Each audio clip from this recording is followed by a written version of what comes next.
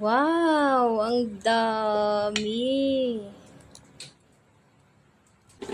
So, bakit ka pa bibili ng gawa na? Kung kaya mo namang gumawa ng iyong sariling dishwashing liquid, di ba? Natuto ka na, nalibang ka pa. So, ito dumating na yung ating Siksik dishwashing liquid. Do it yourself. Ayan, gagawa tayo ng ating sariling dishwashing liquid. Ayan. So, pinili ko nga pala yung 4 liters lang para pang isang buwanan lang. Para hindi tayo masyadong maraming ginagawa. So, ito, pwede na to.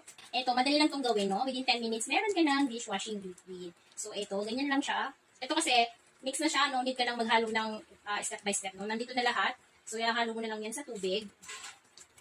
Ayan, napakadali lang. Kalamansi nga pala yung aking pinili, okay? Ayan. So, ayan, after nating maibuhos lahat dito sa ating tubig, haluin naman natin yan ng dahan-dahan hanggang sa ma-dissolve na lahat. At within 10 minutes, ayan, meron ka na ng sarili mong dishwashing liquid.